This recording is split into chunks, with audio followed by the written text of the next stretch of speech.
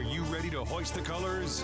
Now, time for the most in-depth look at the world of ECU athletics. Welcome in to Hoist the Colors with your host, Stephen Igo on 94.3 The Game. Watch the show live on Facebook and at 943thegame.com. Now, here's your host, Stephen Igo. All right, welcome in. Hoist the Colors on a Thursday, December 12th edition of the program. Excited about today's show. We're going to have Team Boneyard board member Hank Hinton, also co-owns and operates IBX Media. Hank Hinton, he'll be with us here shortly to discuss NIL. He just took a very important phone call on the NIL front, so we're going to get him in a minute to discuss all things NIL in relation to what's going on with fundraising for, obviously, ECU football in a crucial time with the transfer portal. Guys announcing they're entering the portal. Guys announcing they're coming back. We'll discuss that and much more with Hank Hinton. We'll get to many of your questions on Hoist the Colors. If you've got a question for Hank here on HTC, drop it in the YouTube, Facebook, or Twitter chat as well. So we'll get to that in a minute. Philip Pilkington, he is producing today's program. Philip, it was a tough night inside Minges Coliseum. ECU basketball loses to North Alabama 74-67. I know a lot of ECU fans upset about that. Third loss in a row for ECU Hoops. It was not a fun night at Minges. No, it wasn't. I wouldn't say you expect the other losses, but South Carolina, one on the road that, it kind of is what it is. UNCW is a rivalry game, but you felt like coming in against North Alabama, although they're being a much better team than a year ago, still thought there was an opportunity to go out and grab a big victory. And unfortunately, it's weird to be waking up today on a 3-game losing streak. Yeah, we had talked about if ECU could find a way to win that game and the next two, you go into conference play at 10-3, I think you'd feel much better, but certainly a disappointing loss. I know we got some questions on the basketball front, which we'll ask Hank Hinton throughout the next hour. All right, Hank has rejoined us in studio. Well, how's it going? Hello, Mr. Igo. Your phone Thanks for having me back. Your phone's been buzzing the last several days, right? You caught me at a time when we scheduled I'm not this. sure this is a full-time job, but it is at some points of December, it seems like it. A lot of phone calls. Yeah. Actually, a lot of meetings the last couple of weeks with Coach Harrell, and I've liked the direction of the football program with him at the helm, and it just seems like he's putting a lot of thought into how things will be moving forward with NIL. But you have to. It's such a big. it's basically your payroll now. But we don't have a general manager in place yet, and I think once that person is in place, we will then have someone to, be between us, someone to deal with the players. So we're not doing that part of it, and Blake will have someone to be the go-between between us and him. So to give people an idea, again, we've discussed this on past shows. You guys have a board at Team Boneyard, which includes yourself, Hank Hinton, along with others that you talk to.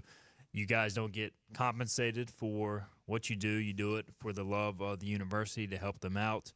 And all the money with Team Boneyard obviously goes to the athletes, or the small portion that goes to Pitt County, the public. I can't remember the name. Yeah, the Parents for Public Schools of Pitt County. Yes, all of the board members. And you guys are basically. And I'm not sure how other schools are operating. They probably have employees. We have one employee that does the bookkeeping. Her name is Kelly Slate. She went to school here. She pays the bills. We direct deposit all of our payments to athletes. We've got, probably near 90 athletes under contract right now. The football roster, the 2024 football roster, those guys are under contract through the end of this year. So we still have one more payment to make. Obviously, with the recent defections, we had a kind of a rough morning on Monday morning, learning of those three guys that, if they returned, were likely to be starters next year. None of us knew about that, including the head coach. So that's this time of year, man. You can get blindsided. Yeah, that was rough. I mean, I think he expected those guys to come back especially one or two of them. So it was that was tough news, but I think everybody feels pretty good about the guys that are returning outside of those three. He actually told me last night that he feels better in December this year than they felt about the roster in December last year, which was a surprise to me because we have so many seniors on this roster getting ready to play this bowl game. It is an interesting time for you guys. Hank Hinton from Team Boneyard is with us, as you mentioned. So when the players leave, we'll start there. Let's say Sakai Barker or a guy enters the portal. He is contracted to go through December. I'm assuming they don't get the next payment, right? So, if they leave the team, right? They don't get the next payment. Barker, Mims, and Brown Murray, IBM, those three guys will not get a payment for the month of December. We had set it up. They will not get their contracted payment. They actually did receive some money on the first of the month, which we're learning to write the contracts better. Yeah. Certain dates. We have that's one of the things that I wanted to talk about today. We actually were able to obtain a contract from a school in the SEC from a connection we had in the football staff. Probably, I'm not sure where it came from, but we were able to read that contract. It was 7 pages versus our 1 page that I wrote 2 years ago.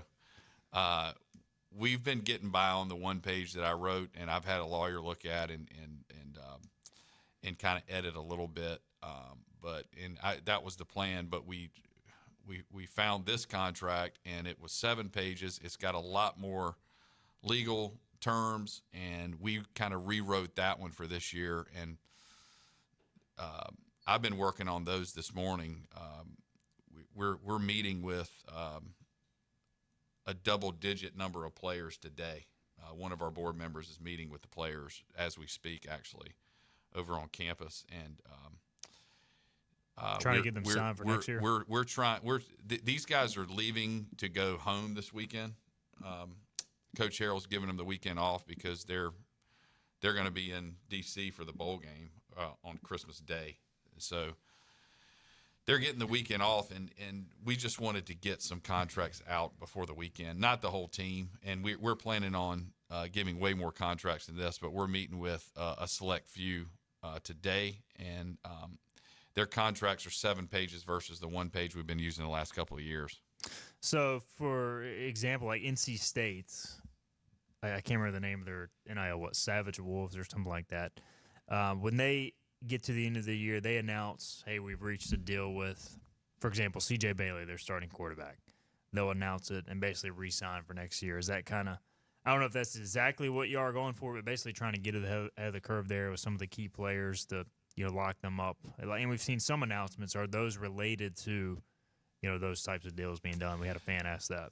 Yeah, so some of the Twitter, Instagram posts from some of the players after we had the 3 guys get in the portal on Monday morning that you've seen, we're meeting with some of those guys today just to make sure that they're happy, and we've got a number in mind. And the first year we did contracts was the 23 season. We did them in January of 23.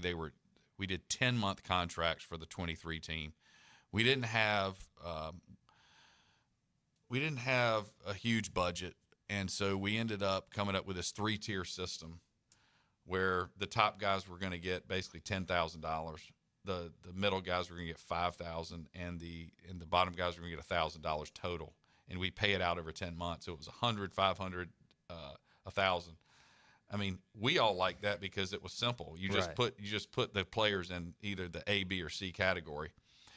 Now, last year we doubled our money and then some. We doubled the payroll and actually spent a little bit more than double on the team last year. So we had more categories or levels, if you will. And this year we're actually getting even more complicated than that with backloading contracts. We might even front load some contracts, to give guys a little bit more on the front end. We're giving guys more on the back end, just so we don't get burnt in December. Right. Or just burnt the whole year. Let's just say you pay a guy $20,000. If you pay him $2,000 a month or $24,000, you pay the guy $2,000 a month. He gets most of the money and then gets in the portal in December. He's gotten 22 of the 24. We've learned from other collectives that they have given a guy $24,000, but you've got to stay to get all of it. Right. And you may end up. Based on, we were told that you couldn't do this based on performance, but I'm not sure that anybody is enforcing any rules here. So, like during the middle of the season, you may just decide that a guy's worth more. So you may just tear up that contract and do a new one for him. And we're looking at things like that for the 25 season that we haven't done here before. Chuck says, sign a 1-year contract. If they opt out in December, prorate the contract for less. So that kind of goes with what you were saying. You can backload it or do some of that. We're trying to get more basically intelligent about. Yeah, we're trying to protect ourselves more, so we just don't have guys just take the money and run, and give them some incentive to stay. Right, for sure. Make them think about. Yes, our top guys will probably get more money if they get in the portal, but they're forfeiting something. We need to make sure that happens. Yeah. Robert Dedrick says, with less money, is it better to give to the general fund? He's saying from his perspective instead of a specific sport so you can bounce around as needed. So if you're giving to Team Boneyard through the websites, he's asking, is it better to just give and not specify where it goes? Because if people do specify, if they want to go to basketball, it'll go to basketball. If they want to go to baseball, it'll go to baseball. If they want to go to women's lacrosse, it'll go there. So what would you say is the best approach there? I would say if you want it to go to women's lacrosse, you need to specify for it to go to women's lacrosse, and it will go to women's lacrosse. If you do not specify, it's going to go to football. Yeah.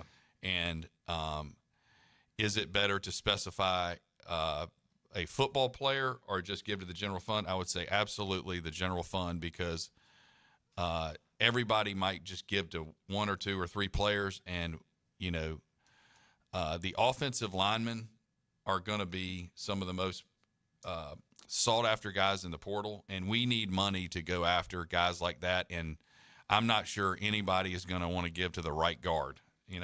We have to have general fund money. The coaches have to have this money to recruit.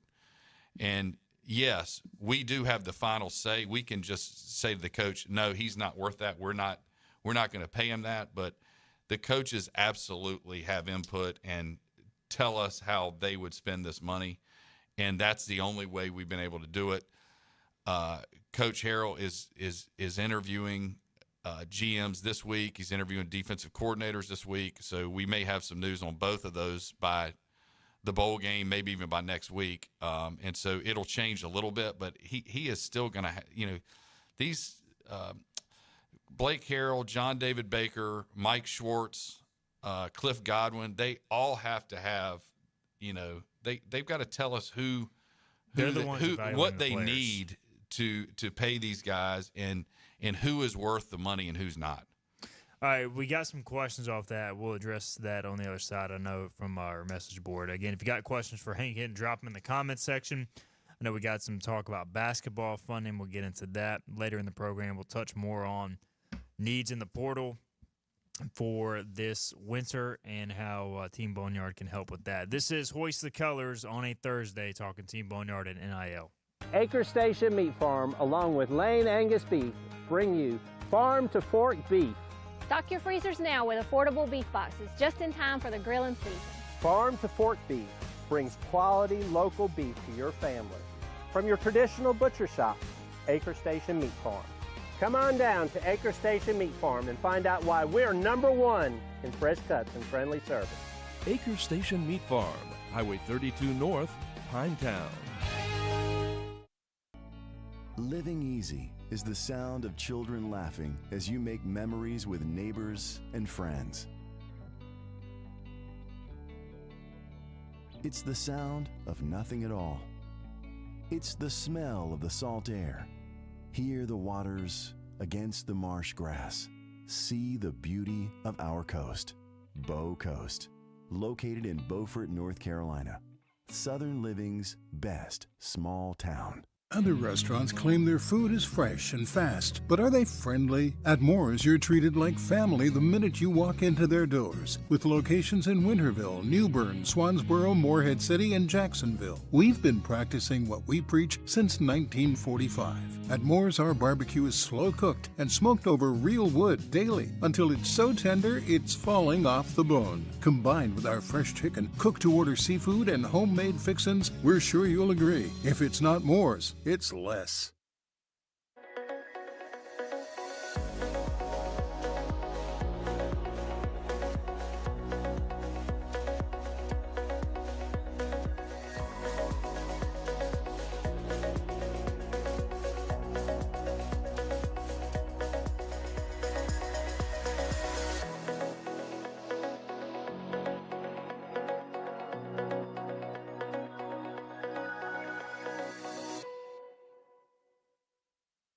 Sawyer's Fun Park in Winterville is now open. With over 40,000 square feet of family fun, daily money-saving deals, and a full-service restaurant, Sawyer's Fun Park is guaranteed to have something the whole family will love. Test your ninja skills on our 2-story obstacle course or head over to one of our 5 rock walls and race your friends to the top. And when you've worked up an appetite in our laser tag arena or our one-of-a-kind ropes course, grab a table over at the restaurant and try our world-famous Southern Monster Fries. Reserve your spot today at SawyersFunPark.com and come join in on the fun.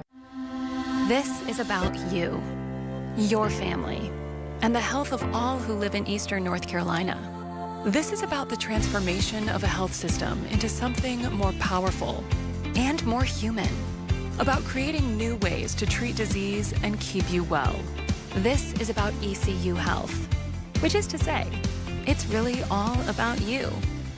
ECU Health. Minds, hearts, purpose. Everything you need to know in the world of ECU athletics. This is Hoist the Colors with Stephen Igo on 94.3 The Game. All right, welcome in, Hoist the Colors. It is a Team Boneyard show on this Thursday. A lot going on. We got Hank Hinton from the Team Boneyard board in studio to answer all your questions. We're going to get to as many as we can. Again, a lot is happening on the NIL front, as you would expect, during this transfer portal window. Hank's got his notepad. He's got his phone on in case he receives any more important calls.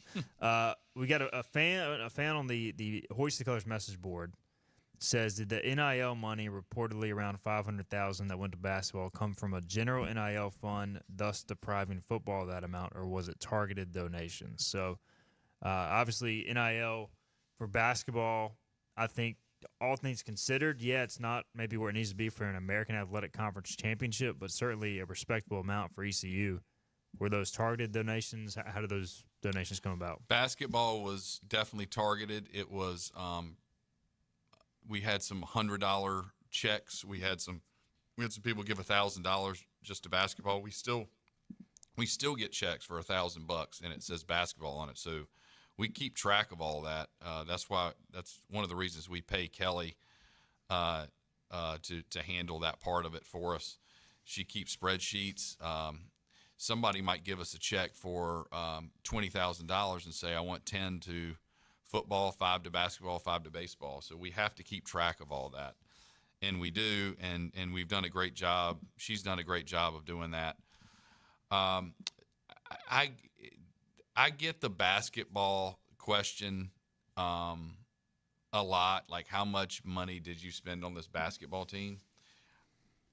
I'll go back to the start of NIL, and you think about how much it would cost to buy a football team and how much it would cost to buy a basketball team and what could change overnight. And, you know, basketball seems like the sport where you could do the most good with NIL because you can go in the portal and get just two players that would change the program and get you into the tournament. And that's the thinking. We have people here in Greenville and in Eastern North Carolina that go to all the basketball games that are basketball first people. There's not a ton of them, but there are a lot of big donors in the Pirate Club that are basketball first. And I'm not going to stop them from giving to basketball. I don't, nor should we. Yeah. I mean, we shouldn't blame them for giving thousands of dollars to the basketball program to try to make it better. And so that's what we had. We had this huge wave. It surprised me. We have one of our board members is a huge basketball guy. He has given more than almost anybody to basketball. We had 2 families last year that committed 6-figure gifts to basketball NIL for this team. And we were able to go out and get, we replaced pretty much 80% of the roster. So, losing a game like last night and I was at the UNCW game. I mean, those are tough, but I mean, we've got to try. We put an effort in there, and we know how good R.J. Felton was and is. He's just struggling the last few games. So hopefully I feel like R.J. Felton at 100%, that team is a totally different team because the guys that we were able to get in the portal, Walker and Riley, I mean, those are good basketball players. They've been putting up some numbers.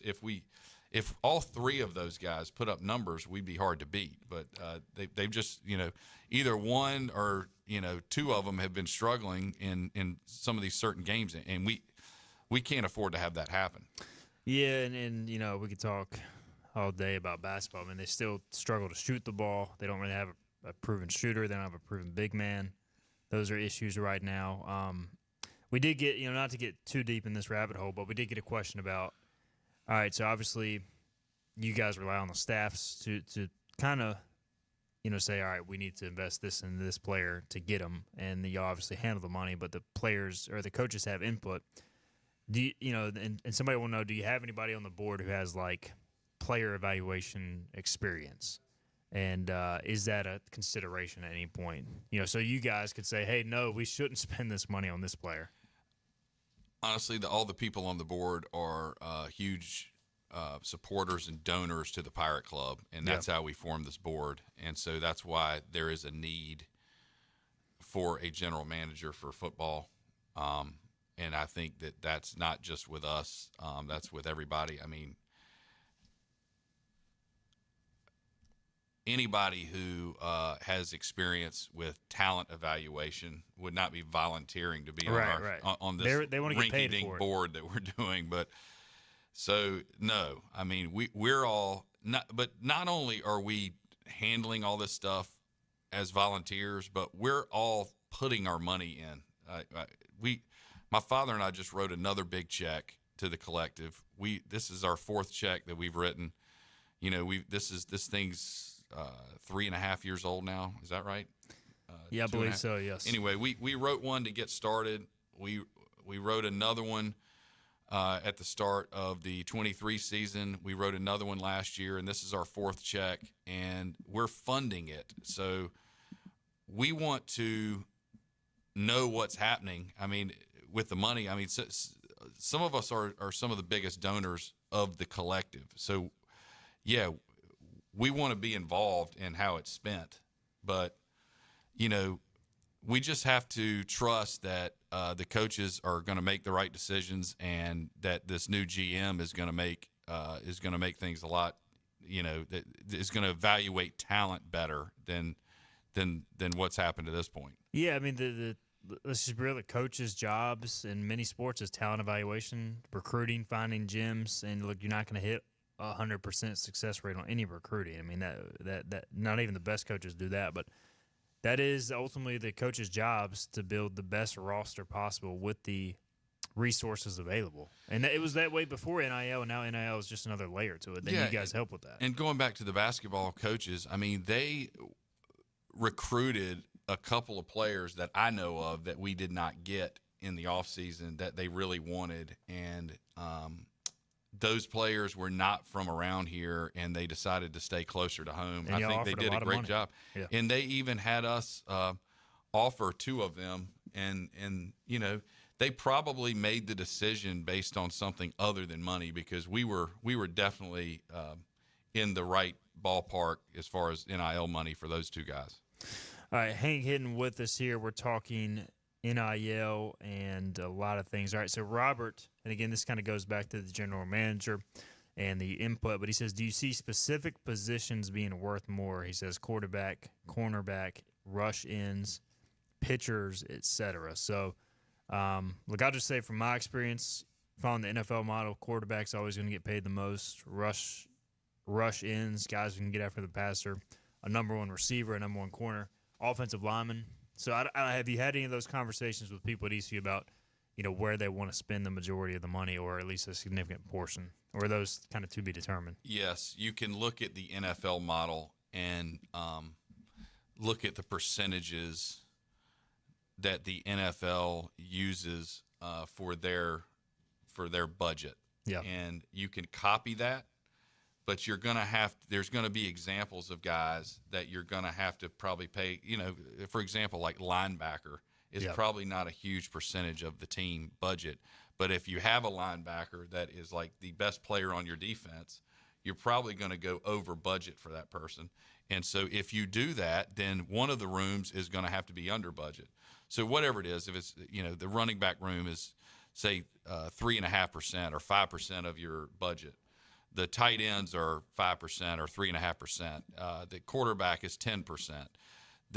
And you're talking about these rooms, and so if you have to pay the starting running back more, or just if you have to pay the starting running back the amount of the percentage of your budget, then you don't have any left for the other two running backs. Right. And if you decide to pay them something, then you're over budget in that room. You got to be under budget in another room. And I think those are the types of things that this new regime is looking at, and I think they're gonna. Yeah, I think that's a good way to do it. Yeah, because last year, I don't know the exact numbers, but I believe y'all were paying like 4 or 5 tight ends, 4 or 5 running backs, and is it really worth that? I would say maybe not, at least from the outside looking in. So those things definitely need to be taken into consideration. All right, HUD Pirate will ask this question, then we'll take a break. He says, how do they feel being Team Boneyard about being able to grow the pot every year for the next 5 to 7 years? Do they believe the larger donors are on board to continue to give at the same level or more, and do they sense any frustration with guys that have been paid well, either not playing up to standards or hitting the portal for a bigger bag? So a lot to answer there. I guess long-term projection of this thing, how do you see it going? Do you think it can keep rising, or is it just kind of a unknown? I do. I'm not sure. From year 1 to year 2, we doubled it. I'm not sure we can double it this year. I don't think that the football budget is going to go from $1 million to $2 million, but I do think that we feel comfortable, very comfortable spending $1 million, and probably somewhere in the arena of 1.5. We don't have it yet, though. I mean, still fundraising. We still have a lot of folks that we feel like are going to give that we don't have any kind of pledge from, and it's this Pirate Club Priority Points was a big deal, but we're winding down. I mean, there's 2 or 3 more weeks. I feel like money's going to be flowing in between now and the end of the year, and we're going to need it if we're going to get to that 1.5 number. And that might not be the number. It might be 1.25. But I did not last year at this time. I did not feel comfortable saying we were going to have $1 million, but this year I do. So I know that we've grown, and the charity partner, that idea came from Doug Gomes, who's the chair of our board. His wife was actually served on the board of that charity, and I know a couple other people that serve on the board. I knew the guy that runs that is the manager, their employee for that charity, and it's a small charity, but that was big for us. That was like I would say that's the most important thing that we've done as a board, is to hook up with that charity and make this a tax deductible gift, because we're now a corporation just like any other business. We've been in LLC. We're moving to a corporation because my CPA is telling me you got to protect yourself better than you are. But even still, we cannot be a 501c3 or 501(c)(3). I'm not sure which way you're supposed to say that, but this partnership has been awesome, and they make money. They make a little money off of it. We get the majority of it, and we just announced last week that we were able to get them to open a brokerage account so we can accept stock instead of cash. So if you've got stock and you've got stock gains, you can give us shares of the stock, and you don't have to pay. It's not pre-taxed, so it's not like writing us a check for $100,000. If you give us $100,000 in stock, we sell it. The charity takes their 6% off the top, just like they do every dollar that goes in there, but it goes into their account, and then we get 94% of that. So every $100,000 that goes through that stock account, we're going to get $94,000 of, and I feel comfortable saying we're going to do at least $250,000 in stock by the end of this year, because we've already had 3 trades. We've got another one coming for $100,000, and these folks want to be anonymous, but they're just huge pirates, and this was just another idea that came from actually someone on the Pirate Club board. And I was like, well, we'll try it. I mean, we'll go through the time to do it, but it's going to take us to another level. And, could we do $2 million in 2025? It's not out of the possibility, because we've already seen $250,000 from that. If somebody wants to do that plan, the stock plan, how do they go about, giving stock to you guys? Contact one of us, Okay. And we'll put you in touch with the broker that the charity has hooked up with. It's a local broker here in Greenville that's doing these transactions. And as soon as we get the stock, the broker sells it, and then it's transferred immediately into the Parents for Public Schools of Pitt County account held for Team Boneyard. All right, let's get a break in. We'll come back. We'll continue on. We got some more questions to get to. We'll do that. This is Hoist the Colors. Hi, I'm D.R. Alligood. And I'm his daughter, Jessica. For 11 years, we have built quality driveways and parking lots for both your residential and commercial needs.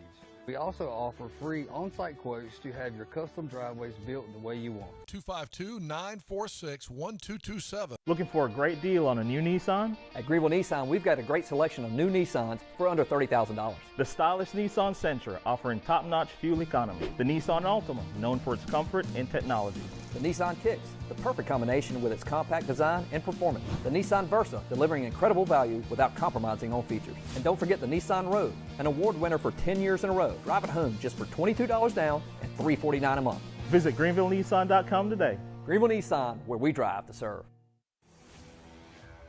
The best burgers around. Everyone loves a thick, juicy, and fresh burger. Tiebreakers does real burgers better than anybody. And don't forget about the cheese sticks, fresh salads, and more. So don't just go to any burger-themed restaurant chain. It's time to break the chain and eat local. Tiebreakers, burgers and sports at its best. Go Pirates! Arg! You know what the problem is with standard belts? Usually you have to choose between too tight or the opposite, too loose. But with Anson Belt and Buckle, you don't have to choose. We got rid of the holes and instead have a track system designed for micro-adjustability. That way you can enjoy a perfect fit every time. Anson Belt and Buckle. Find your perfect fit today.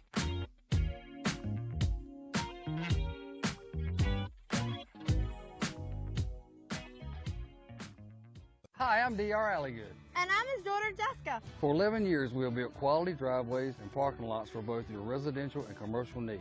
We also offer free on-site quotes to have your custom driveways built the way you want. 252-946-1227. Your confidence makes everything look good. You see the world in vivid color, not black and white. Swing through your neighborhood Fantastic Sam's Cut in Color and let our experienced stylists take you from everyday to extraordinary. Fantastic Sam's hair salons are locally owned and operated. Our full-service salons are conveniently located in Goldsboro, Kinston, Greenville, New Bern, Jacksonville, and Calabash. Stop in today at Fantastic Sam's, where the possibilities are endless. Christmas with the Embers, a concert for Pitt County Operation Santa Claus. Merry Christmas, baby. Sure did treat me nice. Jingle bell, jingle bell, jingle bell rock. Tickets are $20. Kids 10 and under get in free. Make sure ENC families in need have a Merry Christmas. Christmas with the Embers.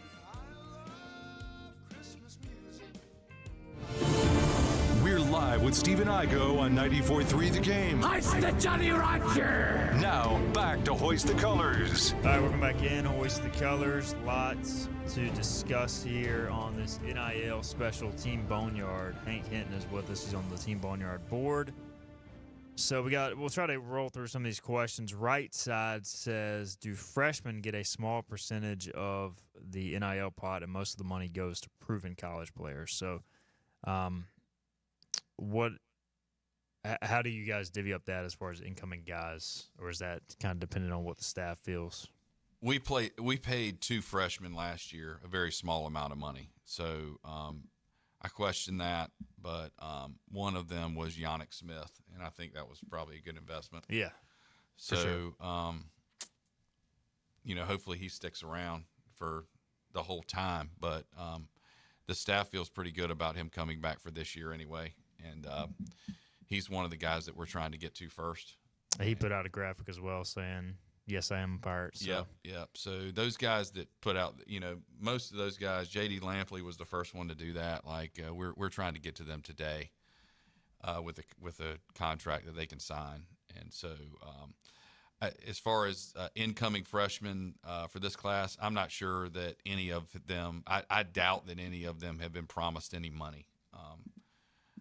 I think the philosophy, unless you get like somebody who's like a 4-star recruit. Yeah, unless you get somebody who's like, all right, well, Florida offered me $100,000. Right. Like I don't think we're gonna pay a lot of incoming freshmen. All right, Graham Till saying that it's going to be an unknown until the NCAA steps in and puts rules, regulations in place. I do want to add, the revenue sharing piece is going to be separate from you guys. So if you look at it from the standpoint of if ECU invests in the revenue sharing with the players on top of the NIL, like if you look at the pot as one, which it's not, but just theoretically speaking, like that would be a significant increase in what the players get paid next year. So I think that's something that confuses people too. You guys will still operate outside of ECU, but the revenue sharing, that'll be from the actual athletic department, and that will be on top of what they're getting from you guys, correct? That's correct, and we really don't know what's going to happen. Yeah. I mean, eventually NIL could be handled by the athletic department, and so for this year, the last thing before they're going to sign on the dotted line, the last item is that this contract is assignable to the East Carolina University Athletic Department, because they could end up deciding if the NCAA decides that the athletic department could do it, then they could assume these contracts, and we wanted to make sure that was in there. And that would be wonderful if that happens in 25, but from what I've heard from the athletic director here, I don't think that's going to happen this year. I think rev share could be about the same here as what the budget that we're going to have for football. Like let's say we've got a $1 million budget. I think it's going to be more than that, but let's just use that. Rev share is likely to be a little around, a little more, maybe just around 1 million. So it will double, and the NIL will exist, and so will the rev share. So the players will just get more money. But come 2026, it could be that they just decide that that's all they're doing is they're taking the NIL and the rev share and combining it as one. A lot of unknowns for sure. Danny Rice saying, as an NIL supporter, really appreciate the efforts of our Team Boneyard of volunteers. We also have another person thanking you guys for all your hard work. Bob Gagnon asks, are all NIL contracts 1 year? If so, would it be possible and beneficial to do 2 years so as to lock in certain players? So is anybody out there doing a 2-year NIL contract that you've seen? I haven't seen that. We've already kind of moved forward with just doing January 1st through December 31st, 2025. That's how we're going to do it again this year. That's how the contract was written from the SEC school, where we kind of borrowed some of our language from. So if the SEC is not doing multiple year contracts, I can't imagine anybody else is. All right. Mine the Skipper says, any updates on 50-50 raffles at Dowdy Ficklin Stadium next season through Parents for Public Schools? So, could that be something? That's a good question. We need I think that we could get the help from the charity to do that. I think they would be all in for that. We have discussed it with them in the past.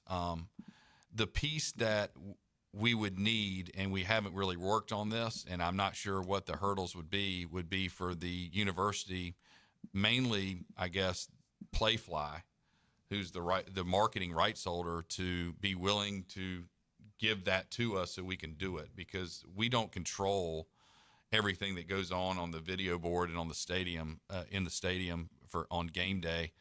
But, we have 9 months to figure that out now. So, yes, we talked about it during the season this year, and it was, we just all felt like it was too late to mess with it. But I need to get with Clay Walker over at ECU Sports Properties and see what the temperature is for doing that, because I do believe that the charity would go along with it, and the charity would have to do it. Yeah. It's got to be a nonprofit to do a lottery, because it's considered illegal for a business to do a raffle. Some potential ideas here that I'll just read out, and you can kind of say if they're doable or not. ECU Pirates 51 says, can they talk with the people on the equipment truck and see if they do a ride-along giveaway to a road trip? That would be a good way to raise some money. And then ECU Jackie Moon says, can Team Boneyard get some yard signs printed up with a QR code for donating? They would look great around Greenville and North Carolina. So just some ideas there. I don't know if those are doable or not, but wanted to pass them on. Yeah, QR codes are kind of that's kind of a running joke with the guys QR codes on our board. We do put QR codes on things, and we've had some QR codes on signs. A couple of us, and I'll admit I'm guilty on this, don't believe that people scan QR codes just walking around, but I know that they are popular. So, yes, we will work on more QR codes and signage for that. The truck, the equipment truck, the guy who owns the equipment truck reached out to me. So I need to revisit that to see what I didn't really understand what we could do with that to raise money, but I need to bring that up in our next meeting and kind of go back to that email to see what kind of ideas come from using the equipment truck. I didn't really understand what we would do with that when I first got the email, but this person is probably connected to him. Do a ride-along giveaway to a road trip. That would be a good way to raise some money. So, yeah, you have to get creative there. Some of those road trips are pretty long. I don't know. I'm not sure I would want to do that. Depends on where you're going. In the truck, too. Yeah. All right. Let's see. Can you donate to a specific player for football, or does it go into the football pool, so to speak, is what Big Time Buck wants to know. Yeah, so we covered that a little earlier. Yeah. Yes, you can. I mean, if you want to give $1,000 to, say, Rajay Harris, that's fine. Yeah. But we're already paying him more than $1,000 a month. So we need money to go to football, and we need to do it like we said before, kind of using the NFL model but tweaking it to our needs and our specific roster.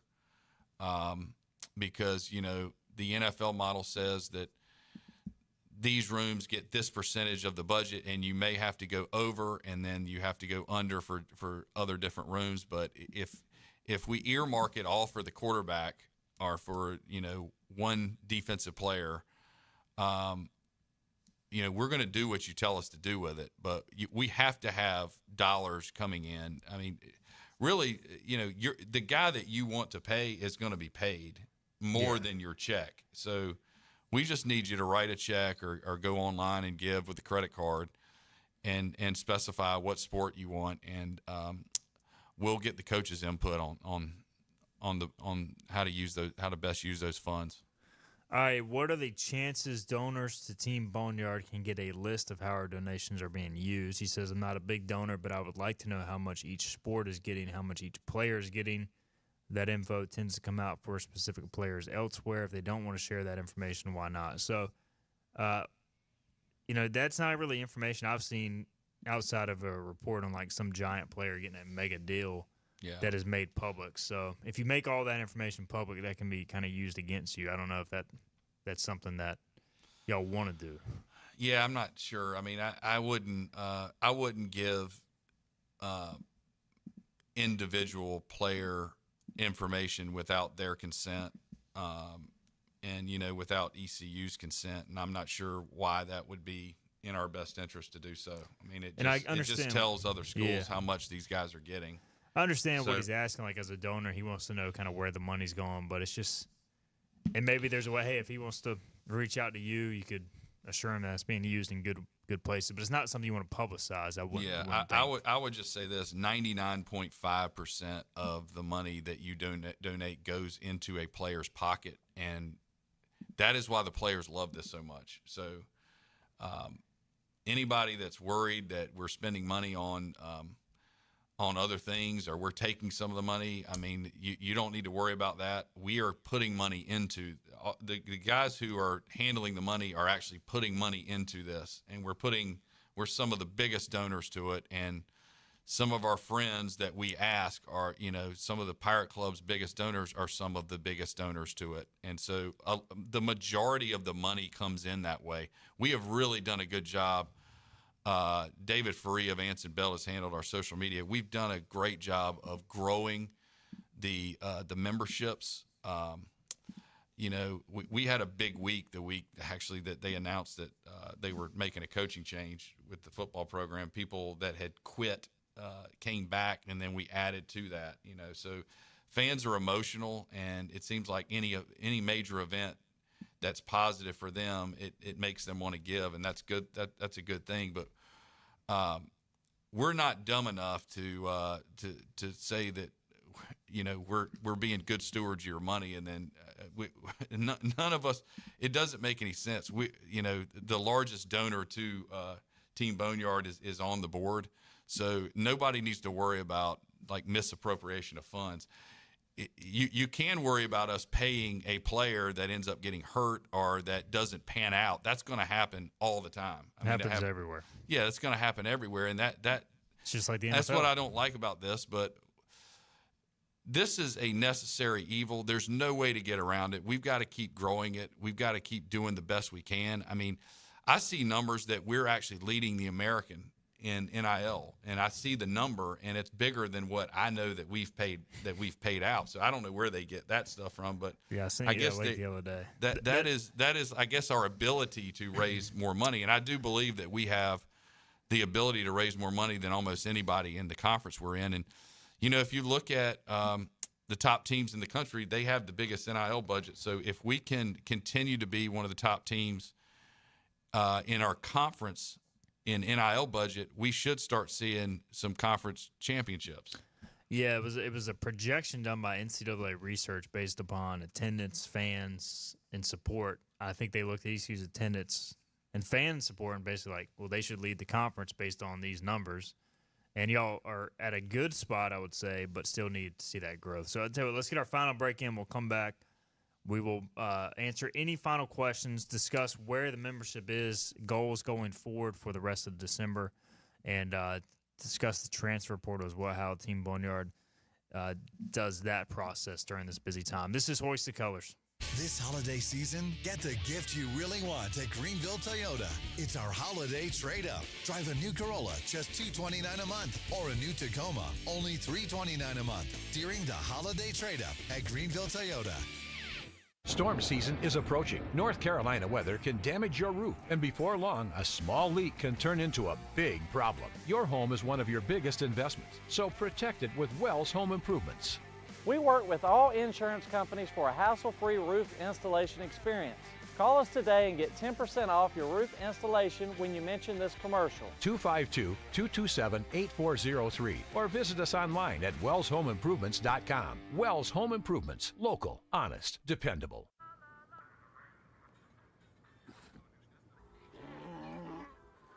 Hey, on the mountain we've got a saying. Get off your...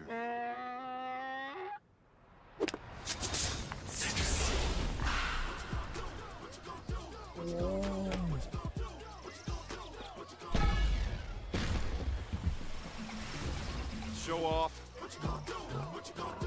Mountain Dew. The best burgers around. Everyone loves a thick, juicy, and fresh burger. Tiebreakers does real burgers better than anybody. And don't forget about the cheese sticks, fresh salads, and more. So don't just go to any burger-themed restaurant chain. It's time to break the chain and eat local. Tiebreakers, burgers and sports at its best. Everybody loves Tiebreakers. Other restaurants claim their food is fresh and fast, but are they friendly? At Moore's, you're treated like family the minute you walk into their doors. With locations in Winterville, New Bern, Swansboro, Morehead City, and Jacksonville. We've been practicing what we preach since 1945. At Moore's, our barbecue is slow cooked and smoked over real wood daily until it's so tender it's falling off the bone. Combined with our fresh chicken, cooked-to-order seafood, and homemade fixins, we're sure you'll agree. If it's not Moore's, it's less. Big tax credits are back. Get a 30% tax credit, up to $2,000 off your new Mitsubishi electric heat pump install. Let Comfort Master help you take advantage of the tax credits with a qualifying Mitsubishi electric ducted heat pump or non-ducted Mitsubishi electric mini splits. Mitsubishi electric mini splits are ideal for bonus rooms, garages, or sunrooms. If you need a new HVAC unit, call Comfort Master today. Call Comfort Master. Call Comfort Master. Unwrap a new Toyota for the holidays at Greenville Toyota. It's our holiday trade-up. Get a new Camry, $269 a month, or a new RAV4, $329 a month. Trade up and save at Greenville Toyota. Climb aboard as we set sail and hoist the colors. Arr, matey! Back to the show with Steve and I go on 94.3 The Game. All right, welcome back in. Hoist the colors. Final few minutes here. Try to get through as many of these questions as we can. We have Hank Hinton from Team Boneyard, NIL Collective for East Carolina Athletics. Emmanuel Paul wants to know, are we keeping the quarterback, Caden Hauser? So what can you share on that front? I think so. I believe that he is coming back. He wants to come back. I don't think that Caden wants to compete for a starting job. I think he likes it here. I've gotten to know both his mom and his dad, and I think the family, they live in California, but I think they're okay with him being that far away as long as he's happy. And we are negotiating with his guy right now. They've got a family friend who's an NFL agent who I'm not sure is. I know that he kind of helped out as a friend last year and contacted us, and I dealt with him last December, and I'm in touch with him right now, actually. And I don't know if he's doing it as a friend or if he's actually acting as an agent this year on his behalf. But, these guys like that, like I feel like we need to make happy and keep. But they're, you can't just spend, and your entire budget. Yeah, like you can't spend an unhealthy percentage on one player. And so those are some decisions that have to be made. But I do think that Caden wants to stay, and I think that he's happy. I also have heard that Jake Garcia wants to stay. I haven't talked to Jake, but I think that he is happy and wants to stay another year here. So we may end up with both of them back, which would be awesome. All right, a couple minutes left. Jeremy Gore says, are we reaching out to businesses outside Eastern North Carolina footprint for NIL? So do you guys have any of those discussions or mainly keep it local? I would say last year most of our money, our football money, came from outside of Pitt County. Okay. We have a lot of Raleigh folks, Wilmington folks that are high up in the Pirate Club who have been giving to us, and I'm hoping that those people come through again this year. Chris Long says, I heard the Pitt County ABC lottery raised almost $30,000 for Team Boneyard, so I know that was a big success. That's true. Yeah, we netted. We paid a couple of girls to go out there and work that for 2 days. I wish we would have. We were the first organization to meet with Pitt County ABC. We netted like $28,000 out of that. That was a great offer from them. They ended up getting 2 other charities involved to do the other 3 days. I wish we would have said we won all 5 days from the beginning. But all three organizations, Team Boneyard, the Boys and Girls Club, and the Humane Society, all did really well with that bourbon lottery. That was amazing. And a lot of questions about fan engagement opportunities for periodically giving to NIL. I mean, those are things you're always looking at, maybe more of a off-season deal when you get a little more time, like, gatherings for NIL funding, that sort of stuff. Actually, the event tonight that the Pirate Club is doing with Coach Harrell, I thought we were going to do like a meet and greet with Coach Harrell, but I guess that everybody got busy and just decided to kind of make it open to everybody. Right. I was hoping to keep that to a like donors only party, but yes, we are working on that. We're going to have some more events in 2025 than we did this past year. All right, he is Hank Hinton. Thanks for your time and obviously for your hard work, man. Obviously I'm a friend, got to know you well, but I can safely say without Team Boneyard, ECU would be in a very difficult spot right now. And you guys, the work you put in, should not go unnoticed. So appreciate everything. Well, we appreciate your support. You're a donor. Yeah. Hoist the Colors is a donor, and I call Steven all the time to get information about players and he's the only. He's the only one around here that knows certain things. Besides the coaches, maybe. Great resource. He is Hank Hinton. Appreciate Team Boneyard. We'll be back tomorrow at 12 noon. We'll talk to you.